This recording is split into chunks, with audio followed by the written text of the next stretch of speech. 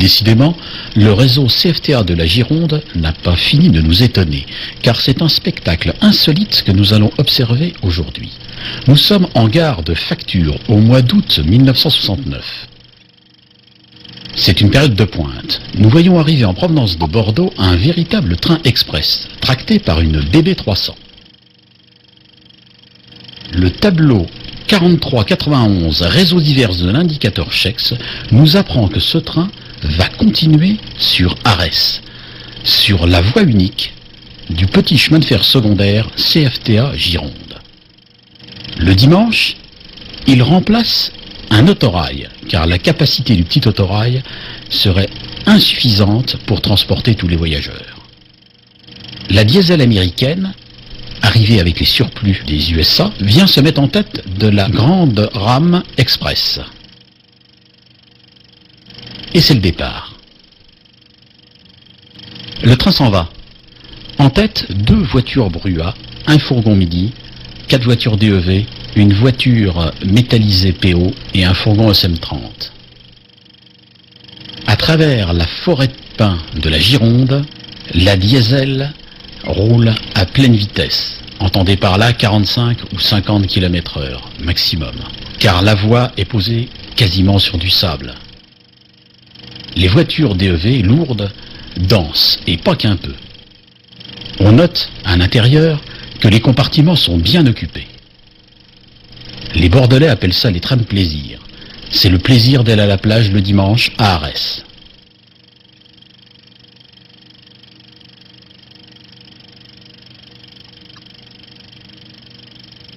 Mais ce train qui disparaît dans la forêt de pins ressemble quand même un petit peu à un train fantôme. Regardez l'état de la voie. Il est probable qu'au XXIe siècle, une telle circulation n'aurait plus lieu.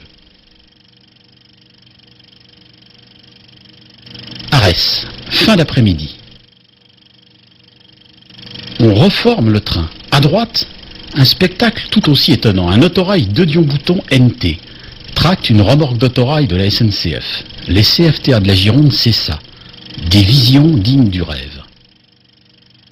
En tête de la rame, c'est la diesel 4034 CFTA.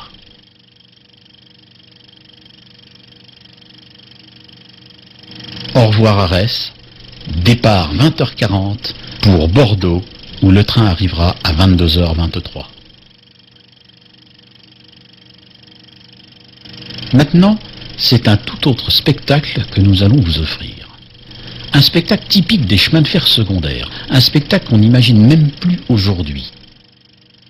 Les CFTA de la Gironde consacrent l'essentiel de leur potentiel au trafic marchandises. L'état des infrastructures est extrêmement précaire.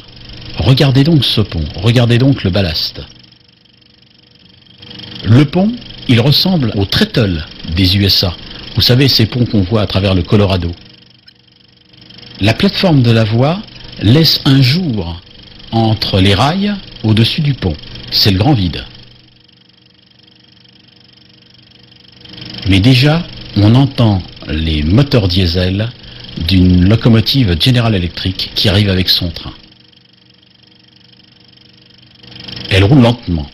On s'en doute sur une telle infrastructure. En tête, un wagon antédiluvien des chemins de fer de la Gironde. Il ne sort pas sur la SNCF. Regardez ces grandes roues. Derrière, des wagons standards SNCF. En queue, un étonnant fourgon comprenant un compartiment qui était utilisé autrefois pour les éleveurs accompagnant des animaux vivants.